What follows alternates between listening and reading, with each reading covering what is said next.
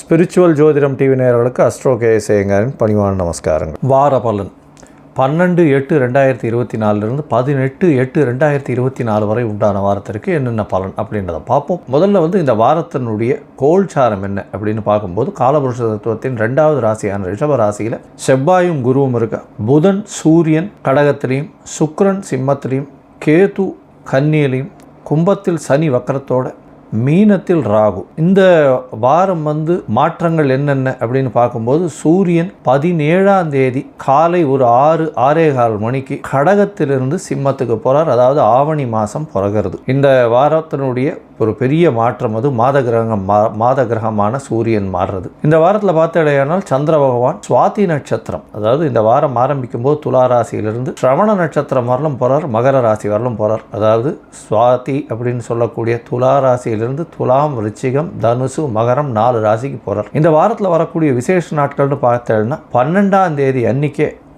திரிதினஸ்பிரிகு அப்படின்னு போட்டிருக்கோம். அப்படின்னா ஒரு நட்சத்திரமோ ஒரு திதியோ, அதாவது 3 நாட்கள் அது வறுமையானால் அது திரிதினஸ்பிரிகு அப்படின்னு சொல்லக்கூடியது. ஒரே நட்சத்திரம், ஒரே திதி, ஒரே யோகம் அந்த மாதிரி வந்ததேயானால் இந்த மாதிரி திரிதினஸ்பிரிகுன்னு சொல்லக்கூடியது. இன்னைக்கு பார்த்தாலேயானால் சுவாதி நட்சத்திரம் கிட்டத்தட்ட ஒரு 1.25 நாழிகை இருக்கும். அது 10ஆம் தேதி அன்னைக்கு, அதாவது 11ஆம் தேதி அன்னைக்கு அதிகாலை, அதாவது சூரிய உதயத்திற்கு முன்னாடினா 10ஆம் தேதி கணக்கு வரும் தமிழில். சூரிய உதயம் டு சூரிய உதயம் தானே, அதனால் முந்தின நாள் வரும். அதற்கப்புறம் 11ஆம் தேதி அன்னைக்கு சூரியன் உதிச்சதுக்கப்புறம் 60 நாழிகை சுவாதி நட்சத்திரம். அதுக்கப்புறம் இன்றைக்கி ஒரு 12ஆம் தேதி அன்றைக்கி ஒரு 1.25 நாழிகை இருக்கிறதுனால திரிதினஸ்பிரிகுன்னு சொல்லக்கூடியது. 3 நாள்கள் ஒரே நட்சத்திரம் வர்றதுனால இது சொல்கிறது. இதனால் என்ன அப்படின்னா இது என்ன ஒரு நல்ல விஷயம் பண்ணுறதுக்கு இந்த நாட்களை தவிர்க்கிறது ரொம்பவும் நல்லது. அது நல்ல விஷயம்னா வீட்டில் ஏதாவது விசேஷங்கள் கொண்டாடணும்னா அதை தவிர்க்கிறது நல்லது. சரி, இந்த வாரம் பார்த்தீங்கன்னா 15ஆம் தேதி, அதாவது 15/8/2024 அன்றைக்கி ஸ்மார்த்த ஏகாதசி. அதனால் இன்றைக்கி 15ஆம் தேதி ஸ்மார்த்த ஏகாதசியாகவும் 16ஆம் தேதி வைணவ ஏகாதசியாகவும் கொண்டாடப்படுகிறது. இந்த வாரம் பார்த்தோன்னா 17/8/2024 அன்றைக்கி சனி பிரதோஷம். பிரதோஷ காலம்ன்றது மிகவும் முக்கியமான விஷயம். அதை தவிர இன்றைக்கி இந்த 17ஆம் தேதி சனிக்கிழமை கார்த்தால ஒரு 6-6:15 மணிக்கு சூரிய பகவான் ஆவணி மாதம், அதாவது சிம்ம ராசியில் வர்றது பெரிய விசேஷம்.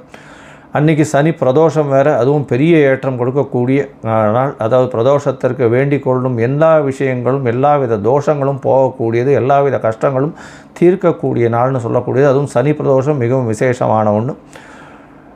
அதுவும் அதாவது சனி பிரதோஷம் சாயந்தரம் 5:45 6:15 வரலும் உண்டான அந்த தீபாராதனை பார்க்குறது சிவன் கோயிலெல்லாம் பெரிய விசேஷமாக இருக்கக்கூடிய காலகட்டமாக அமையும். 18ஆம் தேதி ஞாயிற்றுக்கிழமை பார்த்தோம்னா ஸ்ரவண நட்சத்திரம், திருவோணம், அதாவது ஸ்ரவண விரதம் வருது அன்றைக்கி. சரி, இந்த வாரம் எந்தெந்த ராசிக்காரர்களுக்கு சந்திராஷ்டமம்னு பார்த்தோம்னா மீனம், மேஷம், ரிஷபம், மிதுனம், இந்த 4 ராசிக்காரர்களுக்கும் சந்திராஷ்டம். 8ஆம் இடத்துல மறைஞ்சி இருக்கக்கூடிய காலகட்டத்தில் எந்த ஒரு விஷயங்களும் தவறான செயல்களில் ஈடுபடக்கூடிய வாய்ப்பு உண்டு. அதாவது செய்யக்கூடிய செயல்கள் தவறாக போகக்கூடிய வாய்ப்புகள் மிகவும் அதிகம்.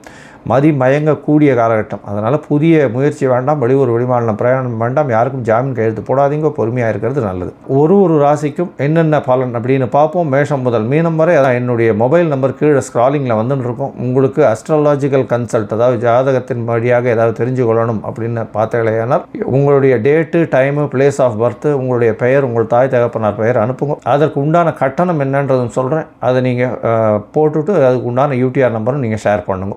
உங்களுக்குன்னு அப்பாயின்மெண்ட் தரேன். சரி, இப்போ மேஷம் முதல் மீனம் வரை 12/8/2024 18/8/2024 வரை உண்டான பலன்களை இப்போ பார்க்கலாம். மகரம், உத்திராடம், திருவோணம், அவிட்டம், இந்த 3 நட்சத்திரம் 9 பாதங்களை கொண்ட ராசி. ராசியின் அதிபதினு சொல்லக்கூடியவர் சனி பகவான். சனி பகவான் உங்களுடைய ராசிக்கு 2ஆம் இடத்துல வக்கரகதியில் இருக்கார். 7.5 சனி நடக்கிறது, பாத சனி நடக்கிறது. வக்கரகதியில் சனி பகவான். பேச்சில் ரொம்ப ஜாகிரதையாக இருக்கும். பணவரவிற்கு பஞ்சம் இருக்காது. தேவையற்ற செலவுகள் கொஞ்சம் அதிகமாக இருக்கும். உடல்நிலை நல்லபடியாக இருக்கும், கவலைப்பட வேண்டாம். பேச்சில் ரொம்ப ஜாகிரதையாக இருக்கிறது நல்லது. குடும்பத்தில் கணவன் மனைவிக்குள்ள சிறு சிறு பிரச்சனைகள் இருந்தாலும் குரு பகவான் உங்கள் ராசியை பார்க்கறதுனால எல்லா விதமான நன்மைகளும் நடக்கக்கூடிய வாய்ப்புகள் நிச்சயமாக உண்டு. உங்களுடைய ராசிக்கு 4ஆம் அதிபதினு சொல்லக்கூடிய செவ்வாய் பகவான் உங்களுடைய ராசிக்கு 5ஆம் இடத்துல போகிறது பெரிய விசேஷம்.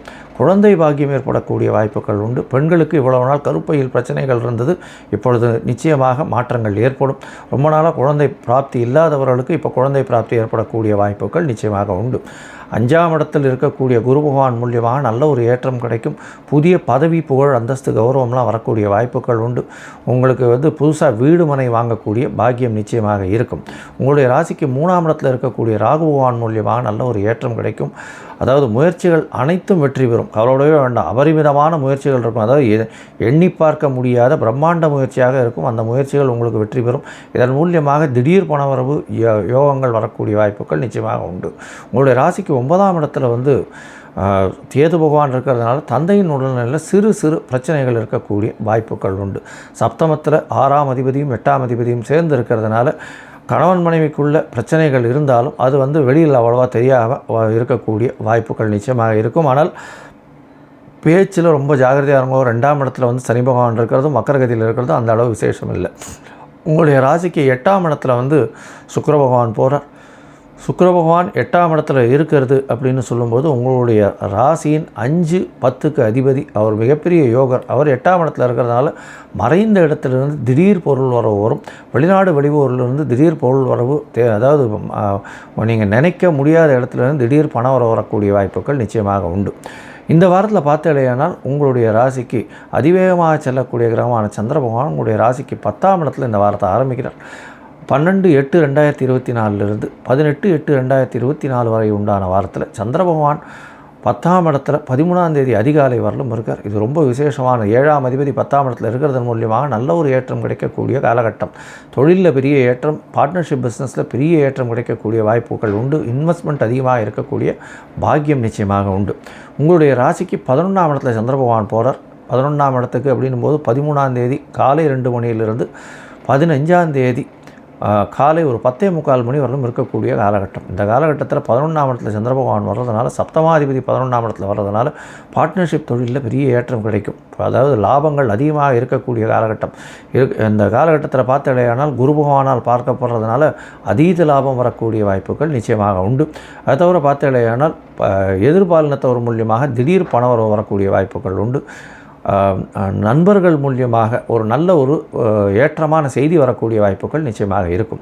உங்களுடைய ராசிக்கு பார்த்தீங்களேனால் 12ஆம் இடத்துல சந்திர பகவான் போகிறார். 15ஆம் தேதி காலை 10:45 மணியிலிருந்து 17ஆம் தேதி மாலை ஒரு 4:30 மணி வரலும் இருக்கக்கூடிய காலகட்டம். இந்த காலகட்டத்தில் பார்த்தீங்கன்னா வளர்பிறை சந்திரனாக இருக்கிறதுனால கணவன் மனைவிக்குள்ள நல்ல ஒரு அந்யோன்யம் இருக்கும். பார்ட்னர்ஸுக்குன்னு நம்ம செலவு பண்ண வேண்டிய காலகட்டமாக இருக்கும். அதாவது பார்ட்னர்ஷிப் பிஸ்னஸில் பார்த்தீங்கன்னா உங்களுக்கு கொஞ்சம் இன்வெஸ்ட்மெண்ட் அதிகமாக இருக்கக்கூடிய காலகட்டமாக இருக்கும். வெளிநாடு வெளியூர் போயிட்டு வரக்கூடிய பாக்கியம் நிச்சயமாக கிடைக்கும். படிக்கக்கூடிய மாணவர்களுக்கு நல்ல ஒரு ஏற்றம் கிடைக்கக்கூடிய காலகட்டமாக இந்த வாரம் அமைய போகிறது. உங்களுடைய ராசியிலேயே சந்திர பகவான் வரார். அது 17ஆம் தேதி மாலையிலிருந்து 19ஆம் தேதி இரவு ஒரு 8:30 மணி வரலும் இருக்கக்கூடிய காலகட்டமாக அமையிறது. இந்த காலகட்டத்தில் பார்த்தீங்கன்னா சந்திர பகவான் உங்களுடைய ராசியில் இருந்து புதனோட பார்வையில் இருக்கிறதும், சப்தமாதிபதி உங்களுடைய ராசியில் இருக்கிறதுனால பார்ட்னர்ஷிப் பிஸ்னஸில் பெரிய ஏற்றம் கிடைக்கக்கூடிய காலகட்டமாக இருக்கும். ஃப்ரெண்ட்ஸுகள் கூட நல்ல ஒரு ஏற்றம் கிடைக்கக்கூடிய காலகட்டமாக இருக்கும். பண வரவிற்கு பஞ்சம் இருக்காது.